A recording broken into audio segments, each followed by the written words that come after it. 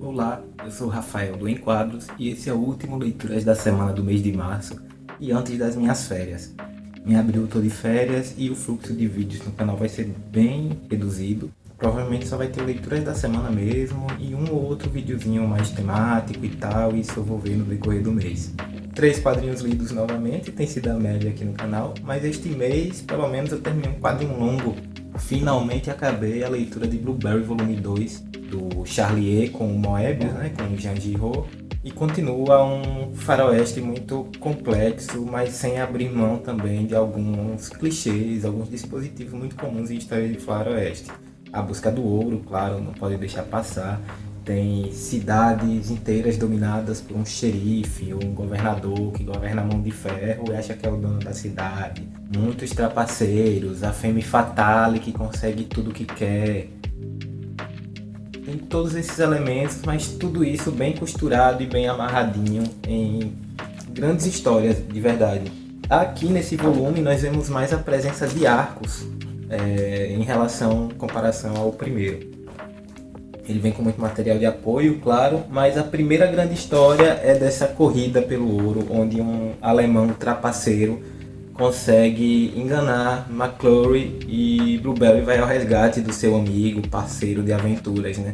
Chegando lá, o pretenso ouro que está escondido nessa montanha intransponível passa a ser alvo não só do McClory e do alemão pilantra, como também de outros matadores de aluguel.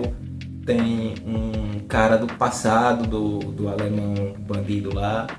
Aparecem os indígenas que protegem a montanha não por conta do ouro, mas eles sabem que o ouro atrai a presença do homem branco. E essa história da caça do ouro, ela dura 2 histórias, mas assim, foi a primeira vez lendo Blueberry que eu encontrei uma grande barreira de leitura, porque estava achando muito chata a história.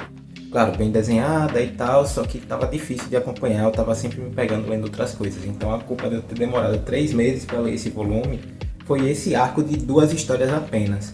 O que é meio interessante porque a sequência de histórias que vem depois é justamente a melhor do álbum, que é que a personagem presente na sobrecapa aparece e é sobre o Blueberry tendo que agir como um precursor da CIA quase, né, lá nos Estados Unidos, porque ele é exonerado do exército e tratado como fugitivo de propósito para ele poder passar para a fronteira do México e os caçadores de recompensa irem atrás dele, sem suspeitarem de que ele é um enviado do exército dos Estados Unidos. Tudo isso por conta de um tesouro que as direções para ele foram dadas numa carta endereçada ao presidente dos Estados Unidos. Enfim, o bom disso aqui é que os personagens novos apresentados, os novos cenários, porque se desenrola quase todo na fronteira do México com os Estados Unidos, e tem muito personagem mexicano, tem muito personagem que parece que tem potencial para permanecer nas histórias, novos arquétipos de trapaceiros, de duas caras, e a leitura dessa fase final aqui, desses 3 volumes finais, foram mais divertidas do que o começo. Então, 3 meses para ler um volume, tá certo que tem pouco menos de 400 páginas, né? Foi um claro desafio, eu vou dar um tempinho aí nas minhas leituras de Blueberry antes de prosseguir para o volume 3 e volume 4. Também li a saga dos X-Men volume 6, né? O X-Men do mês, aqui por Chris Claremont, mas também tem roteiros da Louise Simonson, com arte do John Romita e de vários outros.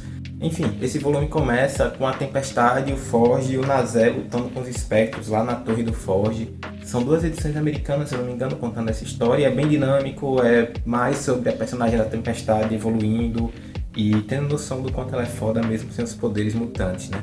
E tudo isso permeado também por cenas do Congresso dos Estados Unidos e da mídia debatendo a questão mutante, meio que decidindo se vão pôr eles, caçar eles e pô-los em campos de concentração, né? E na história seguinte, ainda indo nessa direção de mutantes sendo caçados, nós temos a Rachel e a Amara sendo capturadas pelo Clube do Inferno, meio que sem querer até, e lutando contra eles, tentando se libertar deles. É uma história bacana para ver o que vem pela frente, dar pistas do que vem pela frente, falar mais sobre o passado da Rachel Summers, e a Amara é meio que uma coadjuvante aqui, a gente não vê quase nada sobre ela, né? Tá aqui para desenvolver a Rachel basicamente. E ainda tem uma história onde os X-Men se unem com o Homem-Aranha para enfrentar o Fanático com Black Tom Cassidy. E tem outra história em que parte de Nova York foi transformada em uma bolha, uma redoma, onde dentro dela é como se estivesse na era medieval. E nisso os mutantes estão sendo manipulados por Kulangat, sendo colocados contra os Vingadores, contra outros heróis do universo Marvel. Então isso vai piorar ainda mais a imagem dele perante a humanidade. Tudo por conta de maquinações de um feiticeiro maluco lá que veio do nada aqui. Não tinha nada que apontasse que o Kulangat ia aparecer e a história já começa com tudo mudado.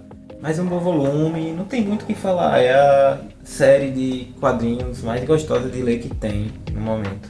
E o nacional da semana foi a Indie Comic número 4 do Fábio Vermelho, essa aqui foi de 2016, essa edição é impressão de 2018. Esse volume aqui, não dá para mostrar muito, eu vou selecionar bem as páginas. Esse volume aqui, ele meio que torna-se repetido para quem já leu aquele Eu Fui um Garoto Gorila, que saiu pela Veneta, tá ligado? Porque tem mais uma parte de Eu Fui um Garoto Gorila, que já tinha começado na edição anterior, né? Mas também tem o Gugumuk, que é uma história completa que serve como historinha extra ali do Eu Fui um Garoto Gorila. É mais uma amostra do trabalho do Fábio Vermelho. Fora isso tem Pinatos, histórias curtas, textos do próprio Fábio Vermelho, enfim. É sempre muito rico, é uma oportunidade de conhecer um artista mais a fundo, além das coisas que saíram por editoras, álbuns completos. Sinto que é sempre algo meio pessoal, né? Para quem gosta de Fábio Vermelho e quer ir além dos álbuns e conhecer mais sobre o artista, é sempre bom. Tá em inglês, mas é um inglês acessível. Eu sinto que até nessa fase aqui o Fábio Vermelho talvez estivesse aprendendo mais, desenvolvendo seu inglês. Então não é um impeditivo a língua se você já tem um pouco de conhecimento, já lê um pouco de inglês. Foram essas as leituras da última semana de março e até abril. Talvez na próxima semana já, né? Na segunda-feira, talvez mais tarde, mas as leituras da semana vão continuar aparecendo aqui no canal durante o próximo mês. Valeu? Tchau, tchau.